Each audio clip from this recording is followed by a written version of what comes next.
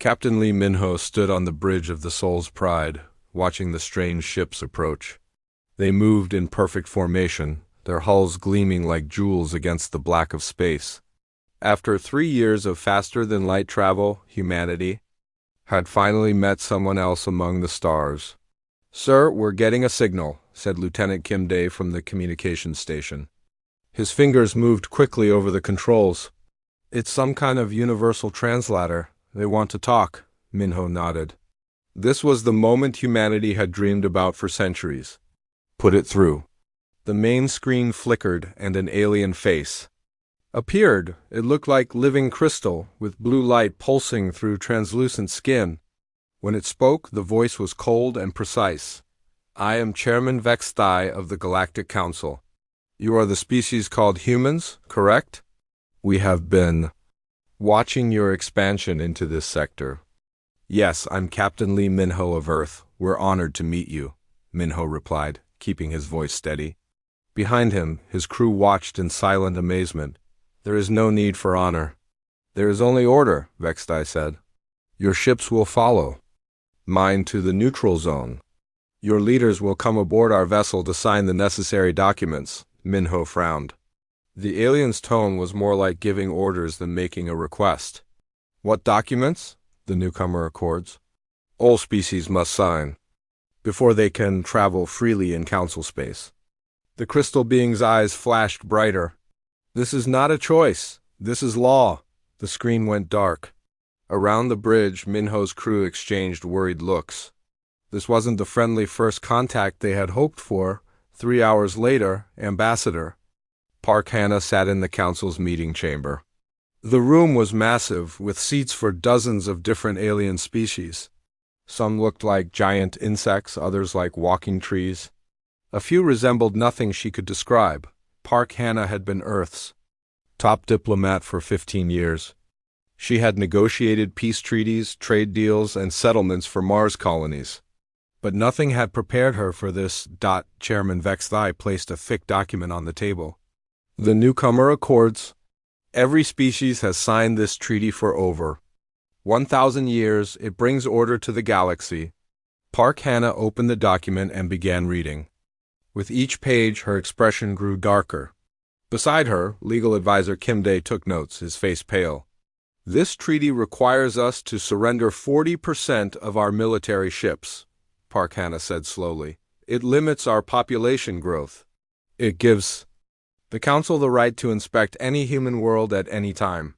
"Correct," said War Master Groktile, a large reptilian creature with scarred scales. "New species are always dangerous. These rules keep the peace. And if we refuse?" Park Hanna asked. The chamber fell silent. Several aliens shifted uncomfortably in their seats. A few whispered to each other in languages the translator couldn't handle. "No species has ever refused," Chairman Vextai said. "The question is meaningless." Park Hanna closed the document and stood up. "Then let me be the first to make it meaningful. Humanity refuses to sign this treaty." The reaction was immediate. Some aliens gasped. Others made sounds that the translator turned into angry buzzing. War Master Groktal roared and stood up, his claws scraping the floor. "Impossible." Chairman Vextai's crystal body flared with bright blue light. "You cannot refuse. Order must be maintained." "We're willing to discuss a fair agreement," Park Hanna said calmly. "We want peace and trade. But we won't surrender our freedom for it." "Freedom?" The word seemed to confuse the chairman. "You speak of chaos. Without the Council's guidance, species destroy themselves." Park Hanna looked around the chamber. She saw fear in many alien faces, but also something else. In the eyes of a few, she saw curiosity, maybe even hope. "We've managed to survive and grow without your guidance so far," she said. "We're not asking for special treatment. We just want the same rights you give to Council members." "Council members earn their rights through submission," Groktal snarled. "You must prove you can follow orders before you can give them." "No," Park Hanna said firmly. "Humanity will chart its own course among the stars." She turned and walked toward the exit. Kim Day and her other advisors followed. Behind them, the chamber erupted in chaos as aliens argued in a dozen languages. Back. On the Soul's Pride, Captain Minho received Park Hannah's report with growing concern. Around them, more council ships appeared every hour. They weren't attacking, but they weren't leaving either. How many now? Minho asked his tactical officer, Lieutenant Cho Yuna. 47 ships, sir. More arriving every few hours. They're surrounding us, but keeping their distance? Communications Officer Kim Dae looked up from his station. Sir, we're getting messages from Earth. The Council has sent ships to our home system, too. They're demanding to speak with our government. Minho walked to the main window and stared out at the alien fleet. Each ship was different, representing a different species in the Council. But they all had one thing in common: weapons pointed at human vessels. They think we'll panic, he said quietly. They think if they show enough force, we'll surrender, will we? Cho Yuna asked. Before Minho could answer, the communication system activated. Chairman Vexthai appeared on screen again, but this time he wasn't alone. Leaders from other species stood behind him. Humans, Vexthai said, you have had time to reconsider. The Council offers one more chance. Sign the Accords and join Galactic civilization properly. Captain Minho looked at his crew. These were good people who had volunteered to explore the unknown. They had families back on Earth, dreams of what they might find among the stars. Now those dreams were being threatened by beings who demanded submission as the price of peace. Chairman. Vexthai, Minho said, his voice carrying across the bridge. I speak for humanity when I say this. We came to the stars to be free, not to bow to others. If you want peace, we offer friendship. If you want trade, we offer fair exchange, but we will never offer surrender. The chairman's crystal body pulsed with angry light. Then you have chosen conflict over order. The consequences are yours too. There, the screen went dark. Around the Soul's Pride, the alien ships began moving into attack formation. In the distance, more human ships appeared. Earth had sent reinforcements, not to surrender, but to stand firm. The first test of humanity's resolve was about to begin, and the galaxy was watching to see if these newcomers would break like all the others before them. But Captain Minho smiled as he watched his species' ships take defensive positions. The Council was about to learn something important about humans. They didn't break easily. 3 months had passed since humanity's first encounter with the Galactic Council. The alien fleet still surrounded human ships near the Centauri system, but no shots had been fired. Both sides watched each other, waiting. On Earth, President Kong Minji sat in her office, reading reports from her advisors. The blue planet looked peaceful from space, but inside government buildings, people worked day and night to prepare for what might come. They're getting nervous, said Defense Minister Oh Soman, pointing to images of the Council fleet. Our scouts report ships leaving and returning constantly. They're not used to waiting this long, President Kong nodded. Through the window, she could see construction crews working on new defensive platforms. Every day, more weapons and shields were added to Earth's protection. Any word from their leadership? Ambassador Park got another message yesterday, Oh Soman replied. They're offering a new treaty. The door opened, and Ambassador Park Hana entered with her legal team. She looked tired but determined. In her hands was another document smaller than the first. They call it the Revised Newcomer Accords, Park said, placing the papers on the president's desk. Only 25% military surrender this time. And they're allowing us to keep 70% of our current territory. Dr. Nang Taeyong, the government's alien expert, shook his head. It's still unacceptable. They're treating us like children who need permission to exist. President Kong read through the new treaty quickly. They really think we'll take this? They're confused, Park replied. Chairman Vexthai actually seemed frustrated during our last meeting. He kept saying that other species were grateful for Council protection. Protection from what? Asked Osaman. That's what I asked. He wouldn't give a straight answer. Far from Earth, Admiral Seo Jiwan commanded the human fleet that had reinforced Captain Minho's original ships. She was a veteran of the Mars Rebellion, where human colonists had fought for independence from Earth corporations. That experience taught her valuable lessons about fighting larger, more powerful enemies. Admiral, we're getting another transmission. From the Council fleet, reported her communications officer. Put it through, Seo replied. War Master Groktol appeared on screen. The reptilian warrior looked angry, his scales darker than before. Admiral Seo, your ships are surrounded. Submit now, and the Council will show mercy. Define mercy, the Seo said calmly. Quick integration into Council society. Your people will be relocated to appropriate worlds. Your military will be dissolved peacefully. Seo almost laughed. You mean our people will become slaves and our soldiers will be disarmed? That's not mercy, War Master. That's conquest. It is order. Groktol roared. Without the Council, your species will destroy itself within generations. We'll take that risk, Seo replied, and ended the transmission. Behind her, Captain Lee Minho studied tactical displays. His ship, the Soul's Pride, had become the flagship for human diplomatic efforts, but now it was preparing for war. They don't understand us at all, Minho said to his tactical officer, Lieutenant Cho Yuna. They think force is the only language that matters. Maybe it is, to them, Cho replied.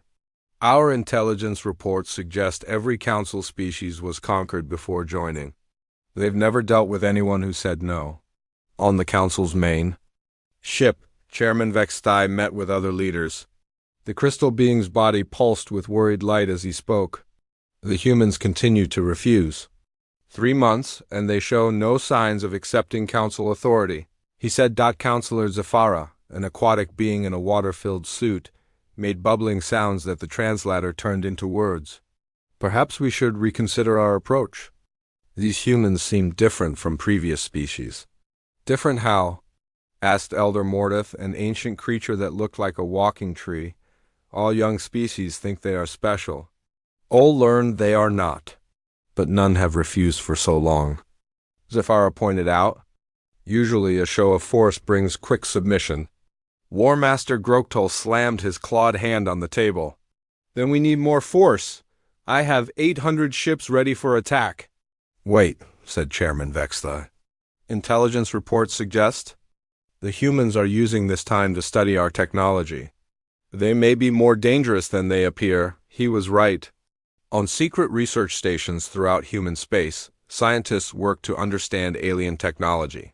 Dr. Nam Taeyong led the effort, studying every piece of information gathered from Council ships.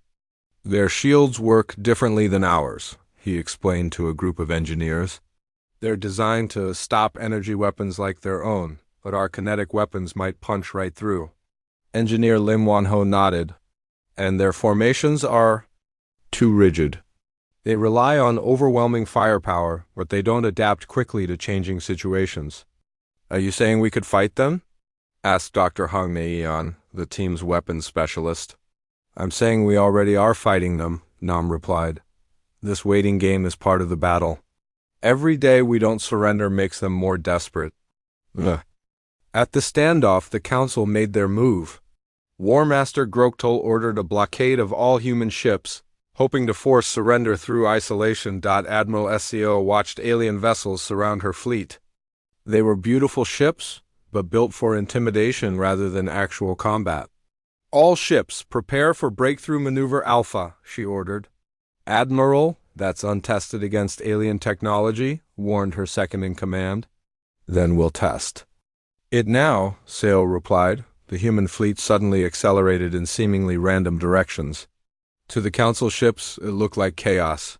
But it was carefully planned confusion, designed to overwhelm alien command systems that expected orderly behavior, human. Ships darted between Council vessels, using speed and unpredictability instead of raw firepower. They fired precisely targeted shots that disabled alien weapons without destroying ships. Within an hour, the blockade was broken and human vessels were free on his bridge. War Master Groktol stared in shock at tactical displays showing his scattered fleet. Impossible. How did they coordinate such chaos? Chairman Vexthai's crystalline face showed something new, fear. These humans fight like nothing we've seen before. They turn our strengths against us. The breakthrough sent shockwaves through the Council. For the first time in 1,000 years, their military tactics had failed. Worse, they had failed against a species with smaller, fewer ships. Admiral Seo sent a message to all council vessels. We don't want to fight you. We want to trade, explore, and build friendship. But we won't be forced into slavery. Choose wisely. On Earth, President Kong received reports of the victory with mixed feelings. They'll be back, she said to her cabinet. And next time, they'll be ready for our tactics. Maybe, said Defense Minister Osaman. But now they know we can fight. That changes everything. Ambassador Park Hannah stood at her office window, watching the stars. Somewhere out there, her fellow humans were facing impossible odds. But they were facing them as free people, and that made all the difference. The Council's 1,000-year system of forced peace was beginning to crack. And in those cracks, something new was growing, the idea that maybe, just maybe, there was another way for species to live among the stars. 6 months after the blockade incident, the Galactic Council was becoming desperate. Chairman Vextai paced in his crystal chamber, his body flickering with anxious light. Reports came in daily about human activities throughout the galaxy, and none of them were good news for the Council. They refuse every offer, he said to the assembled Council leaders. First the full accords, then the revised version. Yesterday they rejected our friendship treaty that only asked for 15% military contribution. Elder Mordeth's ancient voice creaked like old wood. In 3,000 years I have never seen such stubbornness. Even the warrior races eventually saw reason. Reason? Counselor Zafara bubbled from her water suit. Maybe we should examine what they're actually offering. A simple trade agreement and non-aggression pact? It's not unreasonable. War Master Groktal roared his disagreement. It sets a dangerous example. If other species see that humans can negotiate as equals, they might demand the same rights. The chamber fell silent. That was exactly what everyone feared, though none had spoken it aloud. Meanwhile, on a secret base hidden in an asteroid field, Colonel Bei Yunwu studied reports from across the galaxy. He was humanity's top special forces commander, and his mission was to understand how the Council really worked. What he found made his blood boil. The Genti mining colonies aren't willing participants. He reported to Intelligence Director Yunsulji via encrypted channel. They're slaves. The Council conquered them 200 years ago and has been working them to death ever since. Director Yun's face was grim on the screen. How many species are in the same situation? At least 6 that we've confirmed. Maybe more. Bei pulled up holographic displays showing Council territory. The Council isn't a peaceful federation. It's a protection racket. They conquer species, then convince everyone that their oppression is actually safety? That explains why they're so desperate to control us, Yun said. If we succeed as free humans, their whole system falls apart. Colonel. Bei nodded. There's more. Several Council species have been sending us secret messages. They want help, but they're too afraid to rebel openly. On the mining world of Genti Prime, conditions were exactly as Colonel Bei described. The native Genti people worked 18 hours a day extracting rare metals for the Council. Their homes were simple barracks, and their children were taken away to be educated in Council loyalty, but hidden in the deepest mines. Genti workers whispered about rumors from the outer rim. Stories of a species called humans who had told the mighty Council no, and lived to tell about it. Caxith was one of these workers. His blue-scaled hands were scarred from years of mining, but his eyes still held hope. They say the humans broke. A Council blockade, he whispered to his work partner. They say human ships move like nothing the Council has ever seen. Dangerous talk, his partner warned. The Council has ears everywhere. But Caxith couldn't stop hoping. If the humans could resist, maybe others could too. His hope wasn't misplaced. 3 weeks later, human ships appeared in the Genti system. They moved fast and quiet, avoiding Council patrols. Colonel Bei led the rescue mission personally. Remember, we're here to free people, not start a war, he told his teams as they prepared to land. Use minimal force. Get the civilians out first. The raid was perfect. Human soldiers used tactics the Council had never seen: quick strikes, electronic warfare, and precise coordination. They disabled Council security systems and opened the prison camps before the aliens knew what was happening. Within 6 hours, 30,000 Zenti civilians were aboard human rescue ships, heading for free space, but the real victory wasn't the rescue itself. It was what happened next. Caxith stood on the bridge of a human ship, looking at his homeworld through a window. "You came for us," he said to Colonel Bay. "You barely know us, but you came. Freedom isn't something you earn," Bay replied. "It's something you're born with. The Council tried to take that from you, but we're here to help you get it back." News of the Genti rescue spread across the galaxy faster than light-speed communication. On a dozen worlds, enslaved species began to hope. On Council ships, commanders panicked. Chairman Vexthai called an emergency session. His crystal body was now flickering constantly with stress. "The humans have committed an act of war. They attacked our facilities and stole Council property." "Council property?" Councillor Zafara's voice was angry. "You mean the people we conquered?" "Yes. The Genti were integrated into Council society for their own protection." Vexthai's light flared brighter. "Without our guidance, they would have destroyed themselves." Elder Mordith made a sound like breaking branches. "Perhaps our guidance has become too heavy a burden. The humans offer a different path." War Master Groko couldn't contain himself. "The humans are a disease. They spread chaos wherever they go. We should have destroyed them months ago." But even as Groktal spoke, more reports arrived. Human ships had appeared at 3 more systems. Not attacking, but broadcasting messages that the Council couldn't stop.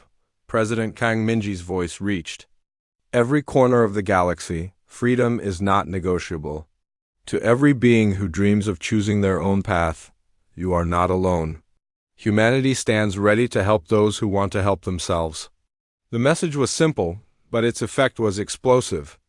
On the industrial world of Melodia, the artistic species that had been forced to mass-produce Council propaganda began creating unauthorized art. On the scholarly world of Cognari, researchers started asking questions about Council history that had been forbidden for centuries. Admiral Seo Jiwan watched the galaxy change from her command ship. "It's working," she said to Captain Minho. "We're not conquering anyone, we're just showing them that resistance is possible." "The Council will fight back," Minho warned. "They have to. If they lose control, their whole system collapses." He was right. War Master Groktal is already gathering the largest fleet in Council history. 800 ships from 12 species, all armed with their most powerful weapons. But the humans had advantages the Council didn't understand. Engineer Lim Wanho had been busy during the months of negotiations. His teams had developed new technology based on studying alien weaknesses. "Their communication systems all use the same frequency," he explained to Dr. Hong Neian. "If we can jam it during a battle, their ships can't coordinate." "And their shield generators?" she asked. "Designed to stop their own weapons. Our new particle beams will cut right through." Dr. Nam Tae-young added his own discovery. "More importantly, they've never fought an enemy that adapts during combat. Their tactics are all based on overwhelming initial force. If that fails, they don't know what to do." The stage was set for the largest battle in galactic history. On one side, the Council's 1,000-year empire built on fear and submission. On the other, a single human species that refused to bow. But the real battle wasn't about ships and weapons. It was about ideas. The Council represented the old way: peace through control, safety through surrender. Humanity offered something new: cooperation without domination, strength through freedom across the galaxy. Billions of beings watched and waited to see which vision would prevail. In hidden places on Council worlds, rebels like Caxith prepared for their chance at freedom. The humans had shown them it was possible to resist. Now they had to decide if they were brave enough to try. The galaxy would never be the same. The galaxy was burning, not with fire, but with revolution. Half the Council's member species were in open revolt, inspired by humanity's example. The 1,000-year empire was cracking, and Chairman Vexthai knew it. Gather every ship we have, he commanded War Master Groktal. Every weapon, every soldier. If we cannot control the humans, we must destroy them. Groktal's reptilian eyes gleamed. Finally, no more negotiations, no more mercy. We crush them completely. And their allies? Asked Elder Mordeth, his ancient voice heavy with concern. We crush them too, Vextai replied, his crystal body burning with desperate light. Order must be restored, no matter the cost. On Earth, President Kang Minji met with her war council. The planet's defenses were stronger than ever, but everyone knew they faced impossible odds. Satellite images showed council fleets gathering. From across the galaxy, over 2,000 ships preparing for the final assault. They're coming with everything, reported Defense Minister Osoman. Our scouts count ships from every council species. This isn't just an attack, it's an extermination. Fleet. General Ru Sunwoo, commander of Earth's military forces, studied the tactical displays. We have maybe 300 ships, counting every patrol boat and cargo hauler with weapons. They have 2,000 warships. Numbers don't tell the whole story, said Dr. Hong Nian from her research station. She looked tired but excited. I've finished the project we discussed. The one that could change everything. President Kang leaned forward. Show me. Dr. Hong activated a holographic projector. It showed a device the size of a small building, covered in complex machinery. We call it the Liberation Field Generator. It can disable all council technology within 100 light-year radius. The room fell silent.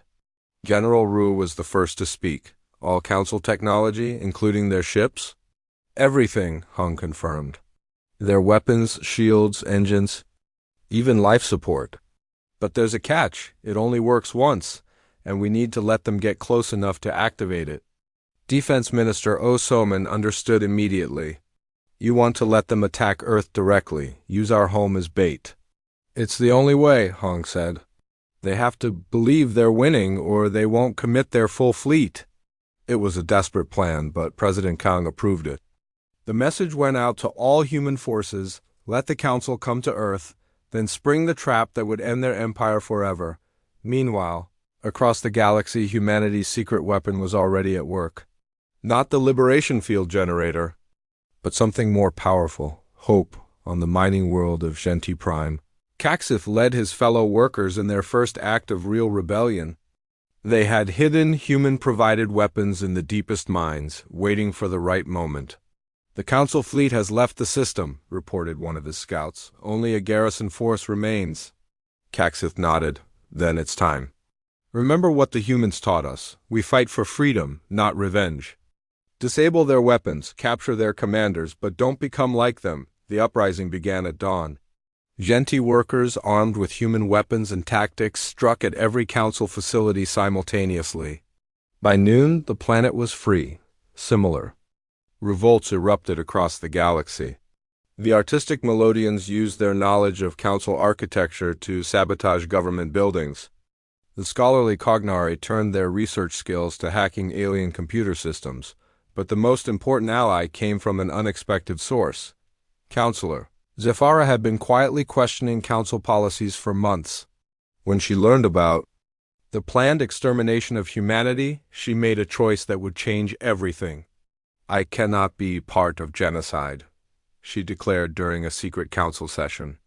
The Thalassian fleet will not participate in this attack. Chairman Vexthai's body flared with rage. You dare defy the council's decision? I dare speak for conscience, Zephyra replied. What we plan to do to the humans is wrong. We have become the very monsters we claim to protect the galaxy from.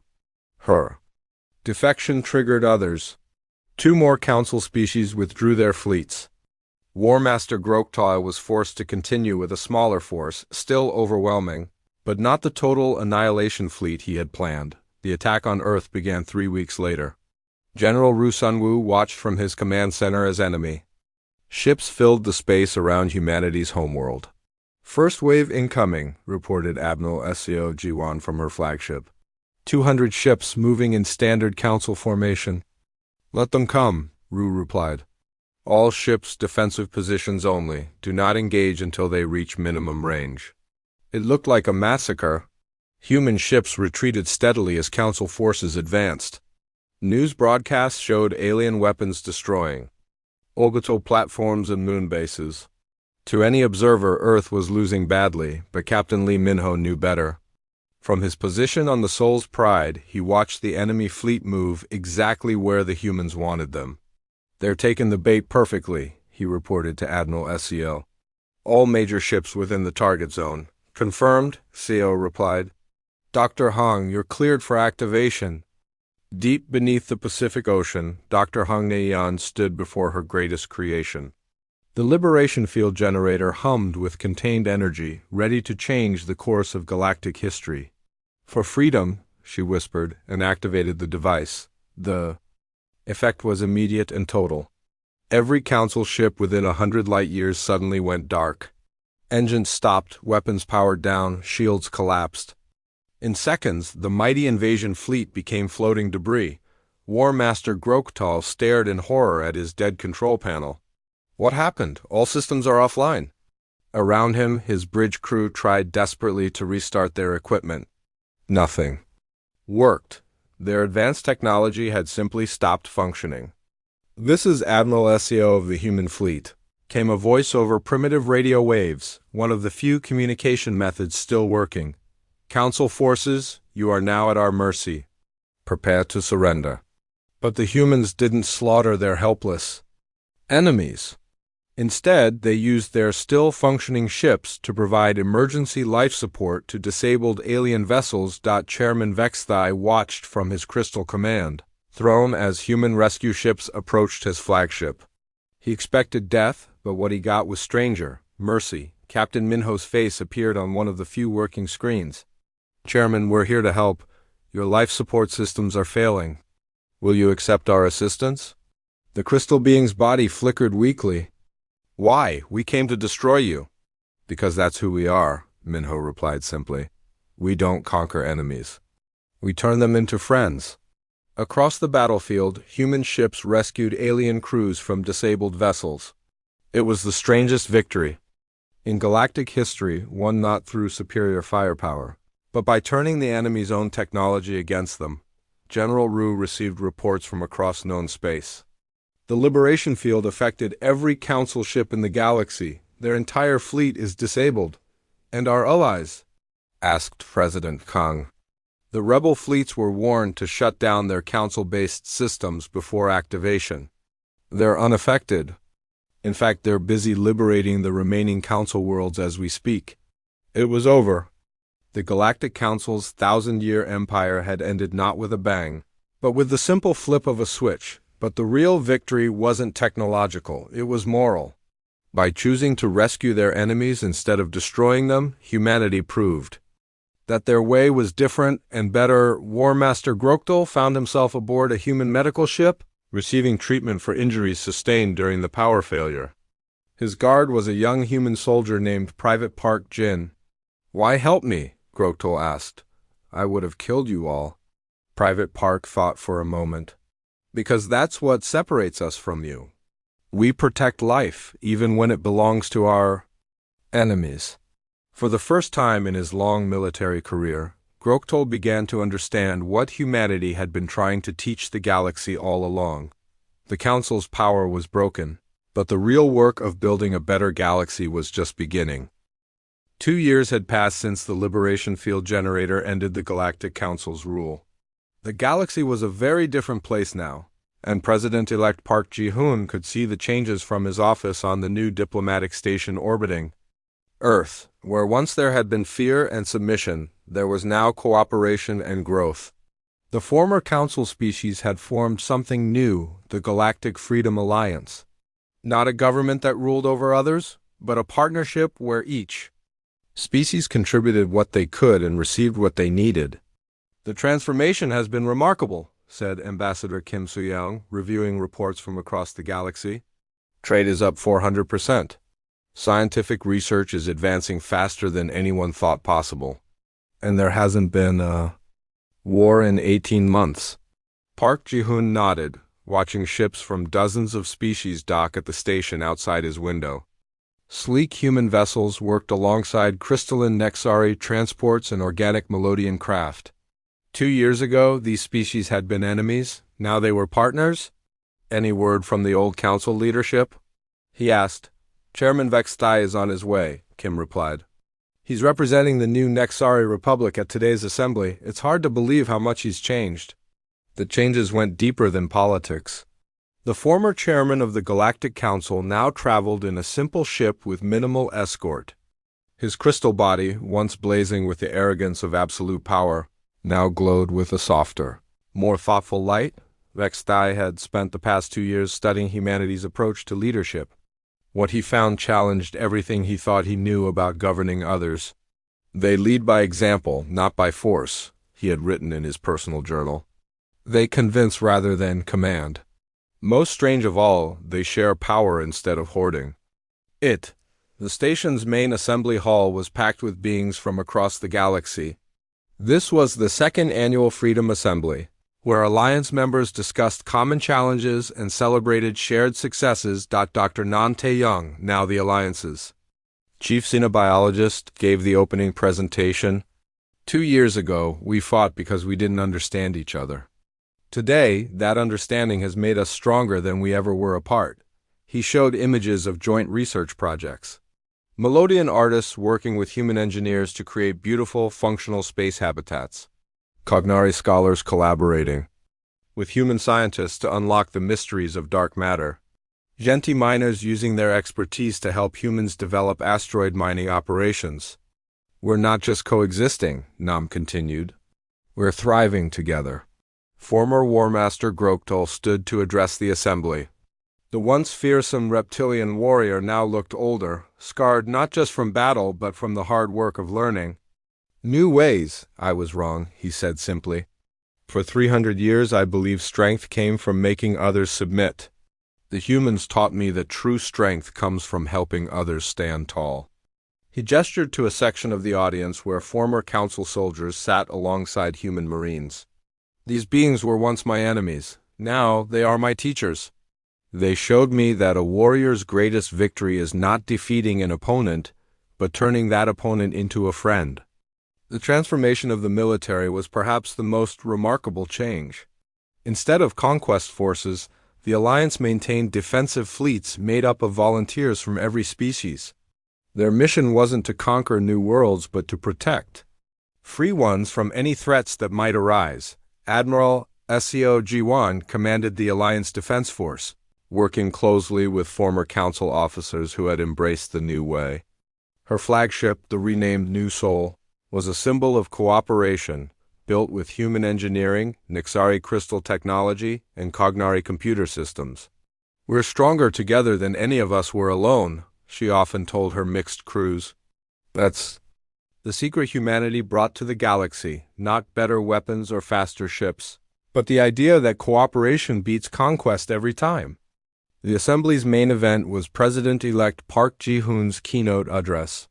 As he stood before thousands of beings who had once feared each other, he thought about how far they had all come. 2 years ago, humanity was offered a choice. He began, submit to the old system, or stand alone against impossible odds. We chose to stand alone, but we discovered we weren't really alone at all. The audience listened intently as he continued. Every species represented here had the same dream, the dream of freedom. The old council told you that dream was dangerous, that chaos would result if beings were allowed to choose their own path. They were wrong. He gestured to displays showing galactic statistics. Crime is down 60%. Poverty has been reduced by half. Scientific advancement is accelerating. Art and culture are flourishing like never before. This is what happens when beings are free to be their best selves. But Park Ji-hoon's most important words came at the end of his speech. Humanity's greatest gift to this galaxy wasn't our technology or our military tactics. It was our absolute refusal to accept any limit on our freedom. That refusal gave every one of you permission to dream again. As applause filled the hall, former Chairman Vextai rose to speak. His appearance at the podium surprised many. 2 years ago, he had been the symbol of oppression. Now he represented something different. I wish to make a formal apology, Vestai said, his crystal form glowing with sincere light. The Galactic Council, under my leadership, committed terrible crimes against freedom. We told ourselves we were keeping the peace, but we were only keeping ourselves in power. He paused, looking directly at the human delegation. When humanity refused our treaties, I was angry. I thought they were being stubborn and dangerous. I did not understand that they were being brave and wise. The former chairman's voice grew stronger. The humans taught us that true peace doesn't come from fear of punishment. It comes from respect for others' rights. True order doesn't come from rigid control, it comes from voluntary cooperation. His final words brought the entire assembly to their feet. I pledge that the Nexari Republic will spend the next 1,000 years making up for the previous 1,000 years of oppression. We will be the guardians of freedom, not its enemies.